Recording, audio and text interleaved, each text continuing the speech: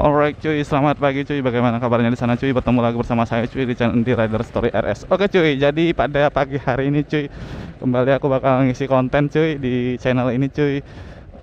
Gimana kabarnya kalian cuy? Semoga sehat selalu ya cuy ya.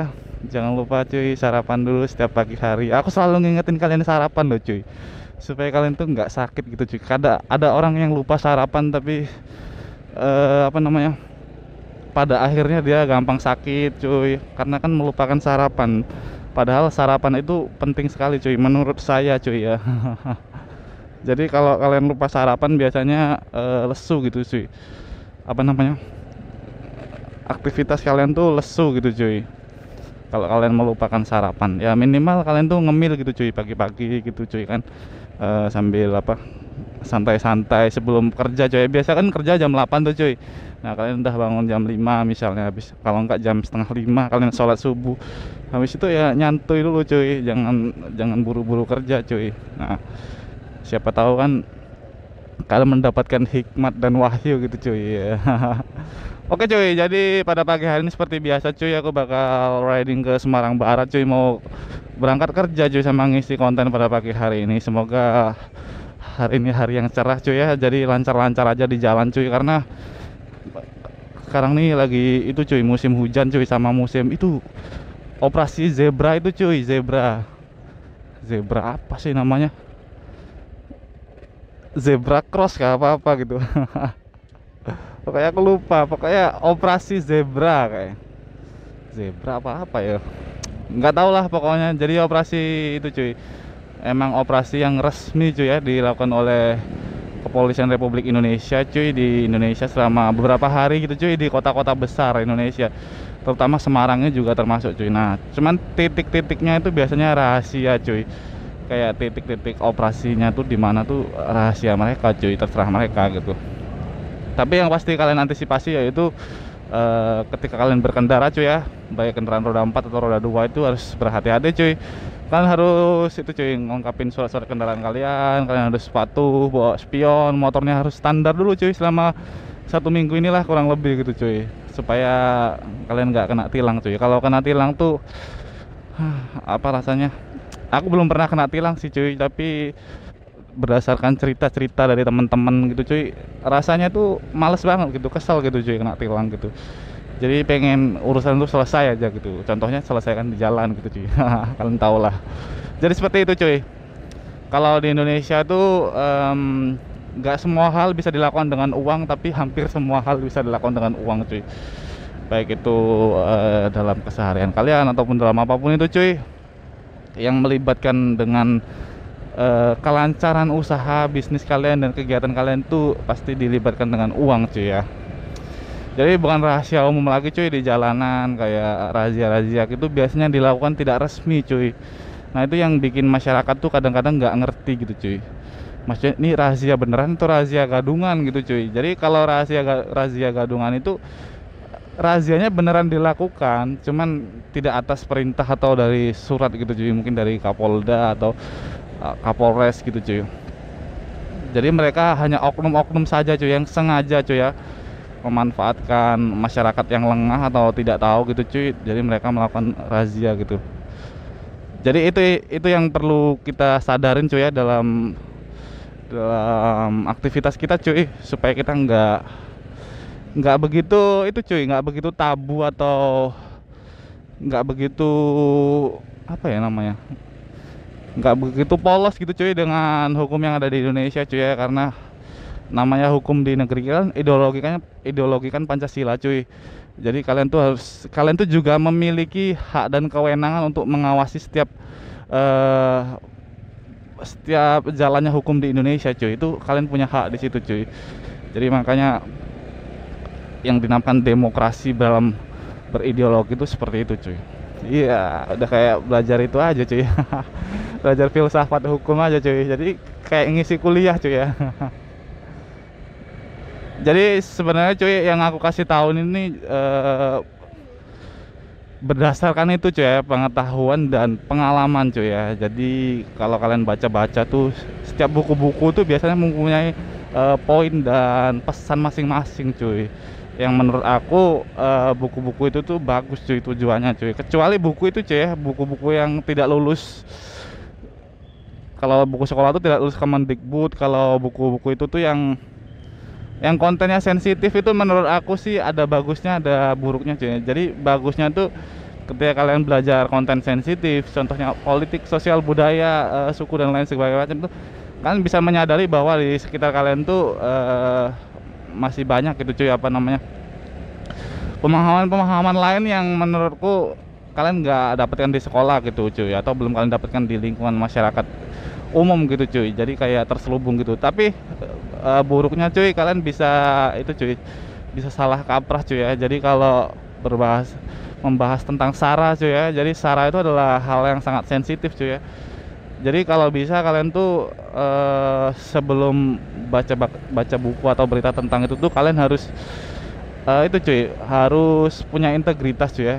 Jadi integritas itu kalian meneguhkan diri kalian bahwa kalian tidak akan terprovokasi dan kalian akan menyadari keberagaman di Indonesia cuy ya. Jadi namanya keberagaman di Indonesia tuh yang pasti hal-hal semacam itu pasti beragam cuy, kayak pendapat, sosial, pandangan, budaya. Nah, tapi bagaimana kalian bisa menyetarakan pemikiran kalian itu supaya tidak memihak ke pihak manapun gitu cuy, dan supaya kalian tetap bersifat netral. Jadi kalau kalian netral itu kalian bisa terbuka cuy pikiran kalian dengan pandangan-pandangan lain yang bisa jadi benar juga cuy menurut aku cuy ya. Jadi seperti itu cuy. Aduh, sepertinya berbelit-belit cuy, aku takut apa namanya, takut itu cuy, takut susah dimengerti cuy. Jadi udah, kita bahas apa sih dari tadi?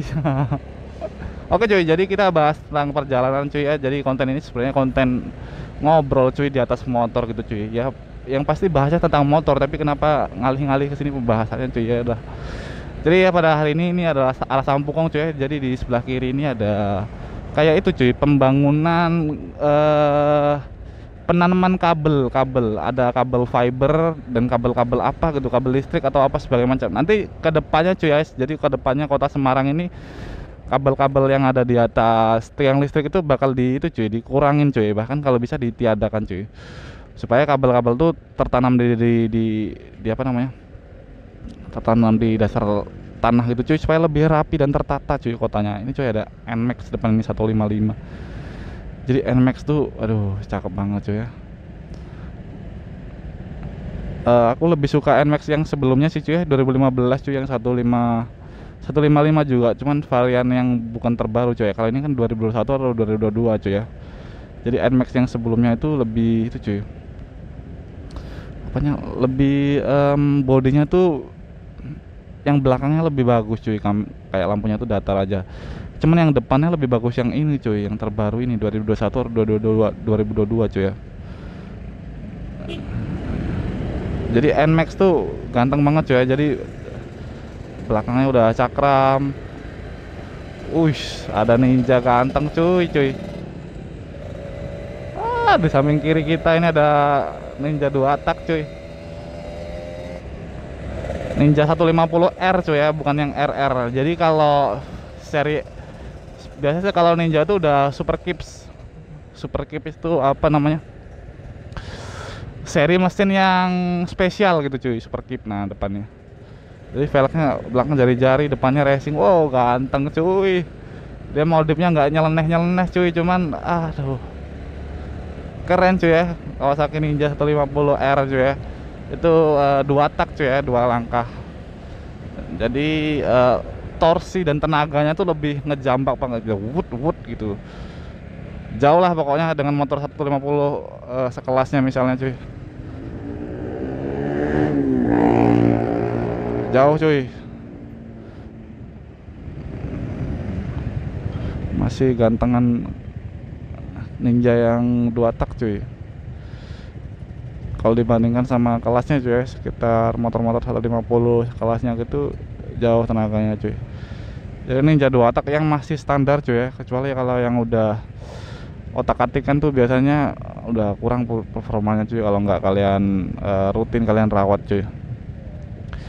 Jadi seperti ini cuy ya. Jadi kalian kalau ngebor up motor atau naikin cc motor tuh biasanya konsekuensinya yang pertama itu yaitu kelebihan tenaganya tuh dahsyat cuy ya, dahsyat. Kayak kerasa banget signifikan gitu cuy. Yang kedua yaitu konsekuensinya, yaitu kalian harus itu cuy.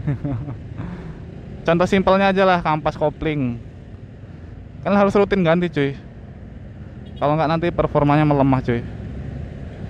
Tapi belok dulu. Kampas kopling dan yang lain-lain tuh part-part tuh harus kalian sesuaikan dengan kubikasi mesin motor kalian cuy ya. Jadi kalau motor kalian cc nya udah naik, terus kampas kopling, pair kopling, lap dan lain sebagainya masih standar, itu percuma cuy. Jadi pada akhirnya itu akan malah menurunkan performa motor kalian cuy. Jadi mau nggak mau kalian harus pakai part-part racing cuy, seperti TDR, KTC, shocknya misalnya cuy, KTC, TDR racing, habis itu RCB dan lain sebagainya macamnya itu cuy, yang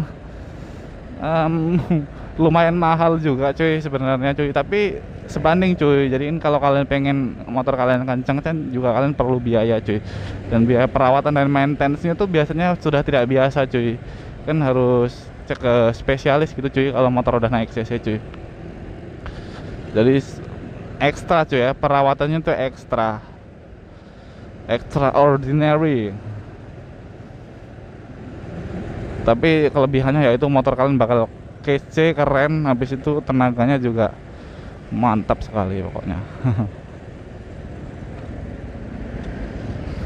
Oke cuy, jadi aku udah hampir sampai di lokasi. Ini udah jam berapa cuy, aku takut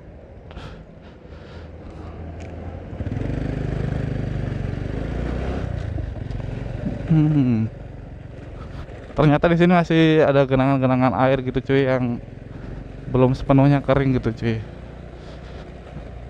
Jadi masih basah-basah gitu cuy.